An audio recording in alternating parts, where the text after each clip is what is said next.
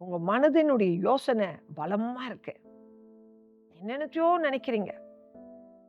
தவறாக காரியங்கள் உங்களுக்குள்ளேயே நீங்க நினைச்சு நினைச்சு நினைச்சு உங்க ஆசீர்வாதத்துல இழந்த நிலையில இருக்கீங்க. நன்மையை பார்க்க முடியல. மனுஷனுடைய யோசனை என்ன குழப்பத்தை உண்டாக்குது, என்ன சமாதானத்தை எடுத்து போடுது.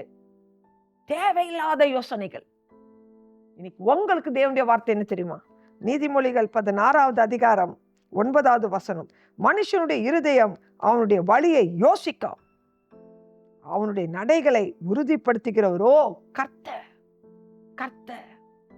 நீங்களே யோசிக்கிறீங்க உங்க வழிய. அப்படியா அப்படியா, இப்படி இருக்குமா அப்படி இருக்குமா, இதாயிடுமா அதாயிடுமா, 1000 யோசனை வருது. ஆனா உங்க வழியை உறுதிப்படுத்திக்கிறவர். சரியான வழியில நீங்க போறீங்களா, சரியான யோசனையை நீங்க யோசிக்கிறீங்களா, சரியான நினைவுல இருக்கீங்களா என்று உறுதிப்படுத்துகிற கர்த்தர் உங்களோடு இருக்கார். உங்க இருதயத்தை ஆராய்ந்து அறியக்கூடிய கர்த்தர் உங்களோடு இருக்கிறார்.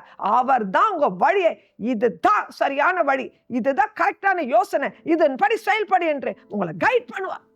அது எப்படி முடியும்?